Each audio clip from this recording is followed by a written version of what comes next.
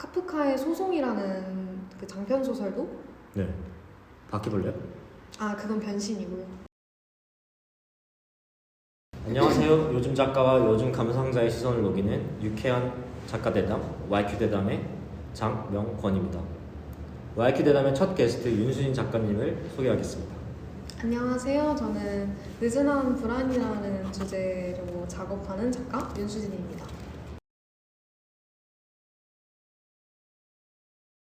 어떤 작업을 하시는지 소개 부탁드립니다. 우선 제 작업의 중심 키워드는 불안과 연약함이라고 할 수 있는데요. 현대 사회를 살아가면서 불안은 누구나 겪고 있는 문제라고 생각을 해요.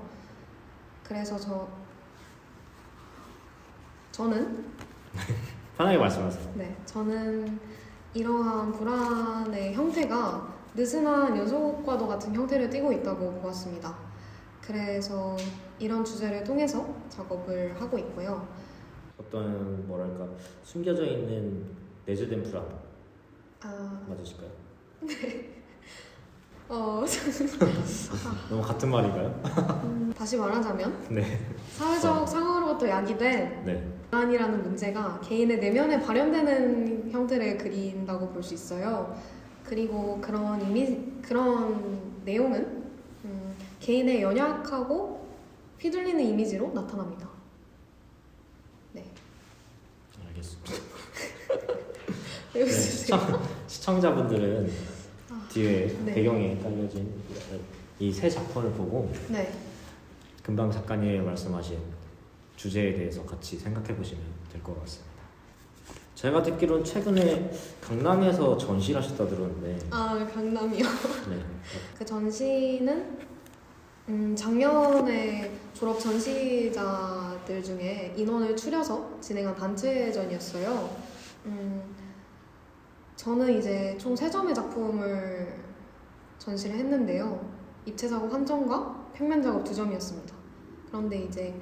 그런데 그 3점의 작업 모두 다 이미 졸업 전시에서 선보였던 작업이었기 때문에 새로운 작업을 보여주지 못한다는 것에 대한 아쉬움이 있었어요. 그래도 졸업 전시가 끝난 직후에 연속적으로 했다는 게 의의를 두셔야겠죠? 네, 그렇죠. 혹시 이 뒤에 있는 세 작품이 네. 전시에 나갔던 작품들일까요? 아니요. 이 작품 3점은 저 작품 같은 경우에는 졸업 전시에 전시했던 작품이었고요. 진행자님도 보셨었던? 있었나요? 네, 있었습니다. 그리고 이 2점은 최근에 한 작업이라 따로 전시된 적은 없었습니다. 아니 저는 작가님 전시를 갔을 때 생각나는 게 작게 10호, 20호 내 그림들이 연속적으로 있을 때 굉장히 좋은 느낌을 받았었어요. 좀 더 작지만 좀 더 작으면서도 디테일한 그런 그림들이 정말 좋았죠. 이런 질문 해도 되나 좀 싶은데 좀 팔렸나요? 안 팔렸습니다. 원래 누군가한테 연락은 왔었어요. 사겠다라고. 근데 연락이 오지 않았습니다. 가격을 듣고 도망갔나요? 약간 그런 것 같아요. 그림 제품은 얼마 정도 했어요? 제가 그때 제시한 가격이요? 얼마였지? 큰 그 캔버스에 있던 게 100권짜리? 네. 100권? 세게 불렀네. 그쵸. 근데 이제 본론으로 들어가서 네. 네, 작가님의 스테이트먼트를 보면 네. 사회적 상황이가 아니죠. 제가 한번 읽을게요.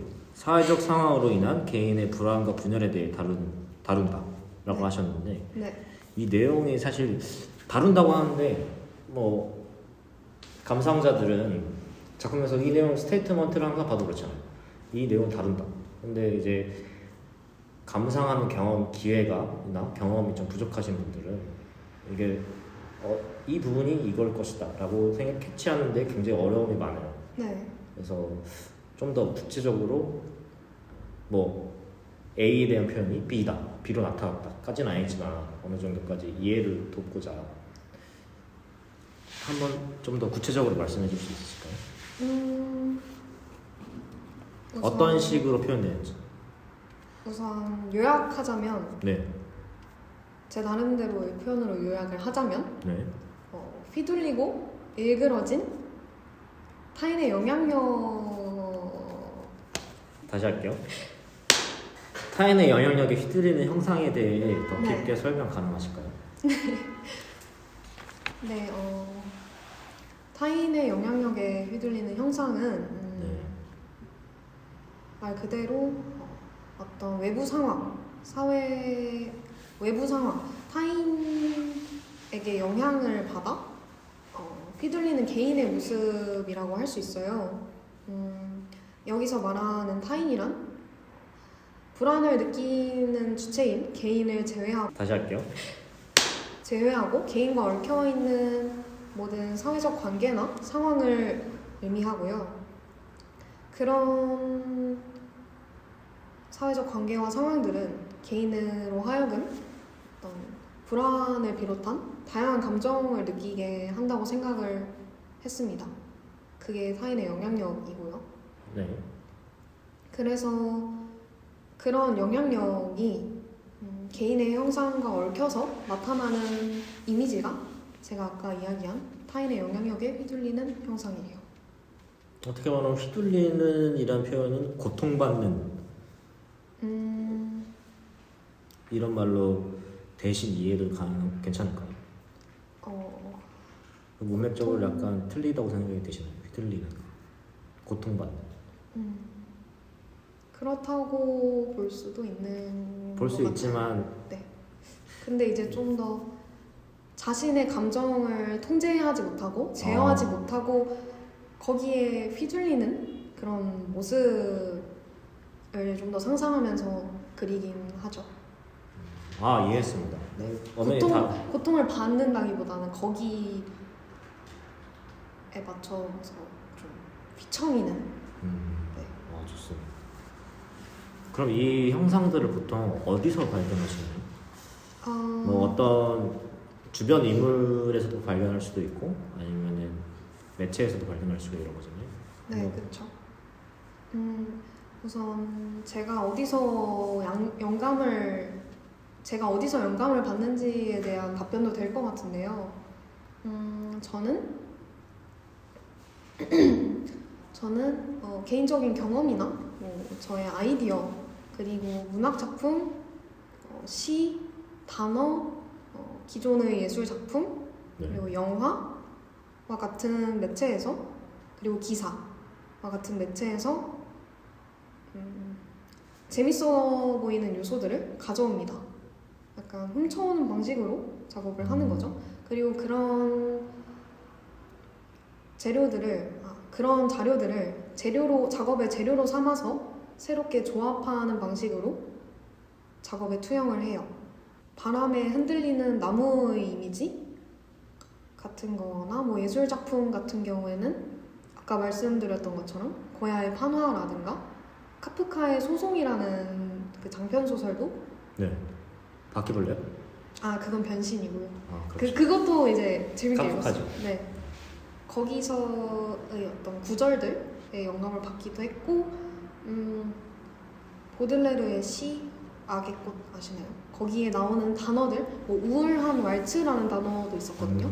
그런 단어가 굉장히 재밌어서 작업에 이렇게 좀 넣는 식으로. 약간 그리고 감정의 아이러니 네. 이런 걸 좋아하시는 것 같아요.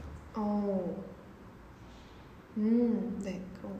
작가님의 스테이트먼트에 자주 등장하는 책에 관한 질문인데요. 네, 바로 이 책인데. 굉장히 이게 얇은 책입니다. 얇은데 12,000원이네요. 진짜 네. 놀랐습니다. 서로만 읽어봤어요. 네. 불안한 사냥꾼의 사연. 대략적인 구절이 있더라고요. 우리는 모두 사냥가이면서 사냥꾼이다. 네, 그런 표현이 있나요? 네. 네. 설명을 한번. 우선 이 책은 한국 현대 사회에 만연한 불안이라는 정서와 혐오 표현에 대해 좀 깊이 있게 다룬 책이에요. 이렇게 현대인의 불안이라는 정서를 다루고 있다는 점에서 제 작업의 주제와 맥락을 같이 한다고 생각을 했고요. 네. 저자는 한국 사회의 불안이 사회로부터 야기된 현상이라고 분석을 하는데요.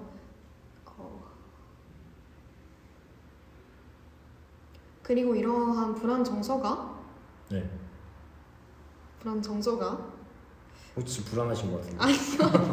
아니죠. 네. 불안 정서가 하나의 혐오 표현, 아, 그러니까 다른 사회적 결과로 야기된다고 다른 사회적 결과로 나타난다고 이야기를 해요. 저는 그래서 이 책이 제가 다루는 주제인 불안을 네. 또다시 하나의 원인으로 보고 결과를 네. 보는 거군요. 새로운 결과에 대해서 또 분석한다는 점이 굉장히 흥미로웠어요. 그러니까 이런 거죠. 작가님께서는 이제 불안을 갖게 되는 원인과 함께 네, 원인에서 시작해서 불안으로 가는 결과의 과정을 그린 거고, 네, 그렇죠. 그리고 어떤 다른 예술을 하는 작가님들은 또 불안이라는 원인에서 혐오와 배제라는 결과, 그 과정을 또 그리는 작가분들이 있는 거죠. 네, 제가 이해한 게 맞나요? 네. 문득 든 생각인데 혹시 그 두 번째 차원의 불안과 혐오의 그 과정, 불안에서 혐오로 가는 과정에 대해서는 혹시 작품 활동을 해보실 생각이 있으신가요? 당장은 없고요. 네. 당장은 제가 지금 다루고 있는 큰 테마에 대해서 작업을 하고 그 다음에 좀 더 주제를 세분화하고 나서 뭐 기회가 된다면 다뤄볼 수도 있을 것 같다고 생각을 합니다. 알겠습니다. 작가님의 다음 작업도 기대되네요. 네. 이 질문이 항상 궁금했어요. 작가님도 그러면 네. 뭐 책에서도 다룬 내용이죠. 항상 사냥감이면서 사냥꾼이다. 네. 혹시 사냥꾼으로 최근 활동하시는 게 언제죠? 활동이요? 네. 뭐 알게 모르게 뭐 악플을 다시는 그런 취미도 있을 수도 있는 거고. 여기서 말하는 이 책에서 말하는 사냥꾼이란 특정한 집단이나 네. 계층을 의미하는 단어가 아니에요. 현대 사회를 살아가면서 사냥감으로 전락하지 않기 위해 반드시 갖추고 있어야 하는 하나의 태도라고 이야기를 합니다. 태도. 그러니까 이제 사냥감으로 전락하지 않기 위해서, 그리고 사냥꾼의 대열에서 추방당하지 않기 위해서 누구나 이러한 태도를 갖출 수밖에 없다고 이야기를 해요. 저도 그 의견에 동의를 하고요. 그래서 그러니까 현대 사회를 살아가는 모든 사람들은 사냥꾼이자 사냥감이라고 생각을 합니다. 굉장히 복합적인 표현을 제가 굉장히 나이브하게 네. 이해를 했네요. 아, 다시 작업으로 돌아가서 네. 이 휘둘린 형상이 뒤틀린 모습으로 나오는데 이게 좀 더 직접적으로 표현하는 작가분들도 많잖아요. 네. 다른 주제겠지만 뭔가 묘사를 할 때 뭔가 선혈을 좀 더 디테일하게 묘사한다든지 이런 표현 방법 대신에 이렇게 약간 동화적이고 잔혹동화스러운 이런 약간 어떻게 보면 순수한 제가 이 그래 그림을 보이나요? 보고 약간 순수한 요정 같은 느낌도 들었어요. 그래서 왜 그런 표현 방법을 지향하시는지 혹시 알 수 있을까요? 우선 제가 작업을 하면서 네. 늘 중요하게 생각하는 포인트 중 하나가 문학적인 작품 추구예요. 문학적인 작품. 네, 그래서 직접적인 표현법보다는 네. 은유적인 표현법을 사용하려고 합니다. 잠시만요. 좀 직관적인 표현법이 물론 그 작가의 주제를 더 잘 전달할 수 있다는 장점은 있지만 네. 감상자의 해석의 여지는 그만큼 좁아진다고 사라진다고 생각을 해요. 그래서 제가 하고자 하는 이야기나 주제를 관객에게 강요하기보다는 관객이 나름대로의 해석을 할 수 있을 만한 그런 작업을 하려고 합니다. 작가님의 작품을 감상할 때 감상자들은 어디에 포인트를 두면 좋을까요? 예컨대 저는 작가님의 작품을 약간 생채기처럼 느꼈었는데 처음 봤을 때 저는 진행자님이 말씀하신 작은 생채기라는 표현이 굉장히 마음에 네. 드는데요. 저는 이제 그러니까 말씀하신 대로 저는 좀 폭발적이고 강렬한 네. 강한 불안보다는 작고 지속적인 불안에 대해서 이야기하고자 해요. 도트딜이죠, 도트딜. 네, 도트. 도트딜 뭔지 아세요? 도트. 도트. 시청자들은 아시니까 넘어가시죠. 네. 다음에 검색해보세요. 그래서 그러한 불안의 형태가 네. 개인 형상과 어떤 방식으로 얽혀 있는지 네. 그리고 드로잉적이고 연약한 형태들이 어떤 나름의 힘을 지니고 있는지에 좀 초점을 맞춰서 작품을 감상하면 좀 좋을 것 같아요. 작업 관련해서 최종적인 질문인데요. 뭐 감상자들에게 전달하고 싶은 메시지가 있을까요? 제가 전달하고 싶은 메시지를 좀 요약해서 말씀을 드리자면 우선 불안이라는 감정은 누구나 느끼는 감정이잖아요. 네네. 하지만 누구나 느낀다고 해서 그게 곧 당연하다는 걸 의미하지는 않는다고 생각을 해요. 그리고 그 불안에 대한 원인이 분명하게 존재를 하고요. 그리고 저는 그 원인이 개인에게 있다고 생각하지 않습니다. 혹시 뭐 위로하려는 의도는 없으시겠죠? 그건 아니에요. 아까 말씀드렸던 것처럼 문학적인 작품을 추구한다고 말씀드렸었잖아요. 그 점하고 더불어서 세상을 비추는 네. 왜곡된 거울 같은 느낌이 들어왔으면 좋겠다고 생각을 해요. 제 작업이. 그러니까 네. 위로라고는 생각하지 않습니다. 위로라고 표현하니까 굉장히 그건 네. 퇴색된 단어죠. 지금 안타깝습니다. 네, 작가님 작업에 대해서는요 여기까지 설명이 충분할 것 같고요. 저희 YQ 유쾌한 대담에 여태까지 유쾌한지는 잘 모르겠습니다만 유쾌하려고 노력하고 있습니다. 아무튼 이제 질문들을 좀 공통 질문이라고 할까요? 이런 걸 좀 많이 모아봤어요. 네. 그래서 예술 전반에 대한 감상자로서 의견임을 인지해 주시고 진행해 보도록 하겠습니다. 네. 네, 저는 작가님 작품을 처음 봤을 때 이게 굉장히 조형감, 뭐 시청자들은 모를 수도 있어요. 조형감이라는 표현. 근데 이게 쉽게 말하면 조형감이란 게 그런 거죠. 작가만의 필체라고 네. 볼 수 있죠. 이게 필체가 굉장히 두드러지는 작품이라고 생각이 들었어요. 이미 큰 화랑들, 큰 갤러리의 전시를 들어봐도 조형감으로 승부한 작가 별로 없단 말이죠. 솔직히 작가님 본인도 동의하시나요? 물론 뭐 작가님 자랑을 하라는 게 아니에요. 네. 본인의 물론 제가 작가님 팬이기도 하니까 이렇게 말씀드린 거지만 혹시 본인 생각은 네. 본인 생각 어떠신가요? 제 뭐- 개인적인 생각이지만 네네. 아까 진행자님이 말씀하셨던 것처럼 개성이 강한 네. 작가의 개성이 굉장히 강한 그런 작업들은 생각보다 많이 없는 것 같아요. 그리고 제가 구독을 하고 있는 미술 잡지가 있는데 네네. 그 잡지를 꼼꼼하게 읽는 게 아니라 그냥 쓱 훑어만 봐도 네. 기존의 유명 작가들과 형식적으로 유사한 작업이 있는 경우도 꽤 있다고 생각을 합니다. 미술계에서 다양한 작가가 활동하고 있음에도 불구하고 네. 그만큼의 다양한 조형감은 찾아보기가 쉽지 않은 것 같아요. 알겠습니다. 민감한 질문이기도 하고 네. 저는 일단 뭐 감상자로서 조형감 있는 작품이 별로 없어서 안타까울 뿐입니다. 네, 넘어가시고. 저도 감상자로서. 네. 본인 아닌 것 같은데. 진짜. 다음 질문인데요. 작가님 본인의 작업이 대중들은 감상자들이 느끼기에 쉽다고 느끼세요? 어렵다고 느끼세요? 비교적 쉬운 편이라고 생각을 해요. 현실의 무언가를 닮아 있기 때문에 네. 닮아 있는 형상이기 때문에 제로부터 감상해야 한다라는 그런 막막함은 느끼지 않을 거라고 생각을 해요. 제 바람이기도 하고요. 네.